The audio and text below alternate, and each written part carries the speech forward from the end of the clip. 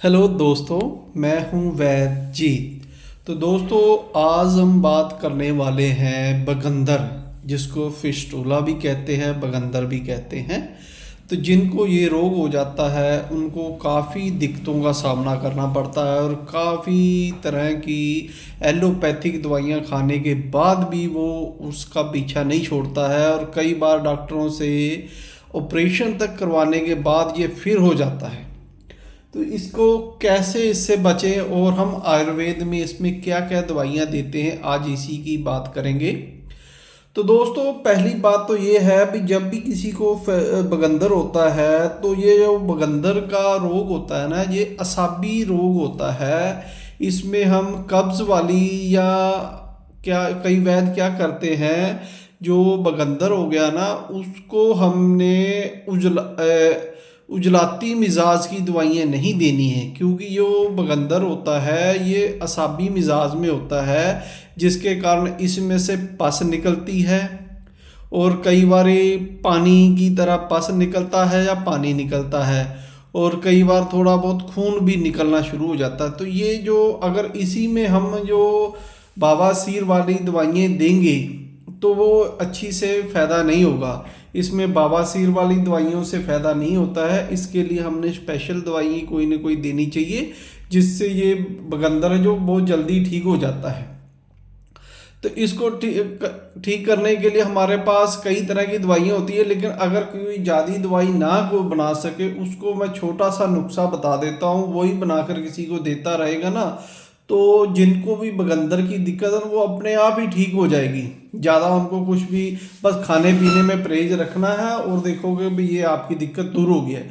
इसके लिए क्या होता है भी, ये जो मिजाज होता है असाबी मिजाज होता है, तो इसके लिए हमने इसमें देना होता है मलैयन 5 और मलैयन 4, इन दोनों को ले लो। जो मैंने पहले बताया हुआ है मलैयन, ये हमारे पास 5 है, ये 4 है, ये हमने पाउडर के रूप में बना के रखे हैं। तो आपने मलैयन 4 और मलैयन 5 दोनों को इकट्ठा करके इनको मिक्स कर लेना है। मिक्स करके फिर इनका आधा चम्मच सुबह, आधा चम्मच शाम। अगर ज़्यादा दिक्कत हो तो एक छोटा चम्मच सुबह, एक छोटा चम्मच शाम को दे देना है।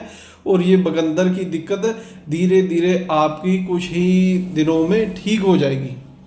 और इसके साथ में हम अगर कोई और ज़्यादा बनाना चाहता हो तो बना सकता है। इसके लिए हम एक और करते हैं, ये जैसे एलोपैथी में एंटीबायोटिक बहुत सी दवाइयाँ देते हैं ना, वैसे ही ये दवाई साथ में दोगे तो फ़ायदा करो। इसमें होता है रीठा, हल्दी, रूतूतिया। ये कहीं भी पस पड़ी हो, यहाँ कहीं कोई भी जलन होती हो तो उसमें बहुत एक एंटीबायोटिक का काम करता है। तो इसमें आपने रीठा ले लेना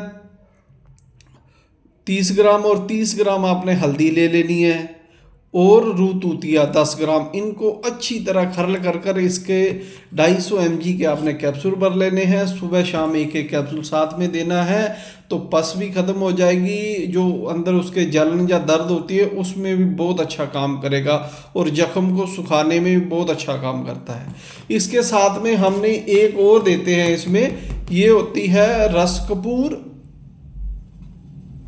10 ग्राम ले लेना है आपने।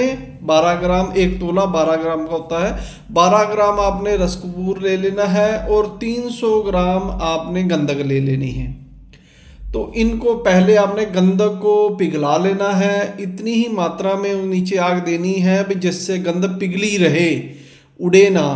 तो पिघली रहे तो उसी में फिर आपने जो रस कपूर की पुड़ियाँ हैं ना, रस को पीस कर उसका पाउडर बना लेना है। उसकी 12 पुड़ियाँ बना लेनी है, एक एक पुड़ी उसमें डालते रहना है और गंधक को थोड़ा बहुत किसी चीज़ से हिलाते रहना है। तो थोड़ी देर जब वो उसमें हो जाए तो 10-10 मिनट के बाद फिर ऐसे ऐसे पुड़ियाँ डालते रहना है और 12 की 12 पुड़ियाँ आप इसमें डालकर इसको फिर थोड़ी और आधा घंटा आंच देने के बाद इसको शांत आग बंद कर देनी है और गंधक आपकी जम जाएगी, सूख जाएगी। उसके बाद उसको पीस कर रख लेना है। तो ये आपका रस कपूर वाला नुस्खा बन गया। ये बहुत सी जगह यूज़ करते हैं, कहीं भी जख्म हो, पस हो या कोई और दिक्कतों में बहुत जगह हम इसको प्रयोग करते हैं। तो इसके भी आपने कैप्सूल भर लेने, 250 mg के साथ में एक एक कैप्सूल दे दो। तो देखो जो आपकी बगंदर की दिक्कत है ना, कितनी जल्दी दूर होती है। क्योंकि इसमें थोड़ी सी गर्म और तर चीज़ें देंगे तो ये जो बगंदर का रोग है ना वो दूर हो जाएगा। अगर हम वैसे ही बवासीर वाली ही दवाइयाँ देते रहें तो उससे ये बगंदर ठीक नहीं होता है, और इससे बगंदर भी ठीक हो जाएगा और भी कई तरह की कहीं जख्म जुख्म हो छोटे मोटे वो भी ठीक हो जाते हैं। तो धन्यवाद दोस्तों, आज मैंने बताना था भाई जो हमारा बगंदर का रोग है जिसको फिस्टूला कहते हैं कैसे हम ठीक कर सकते हैं। तो धन्यवाद दोस्तों मेरी वीडियो देखने के लिए।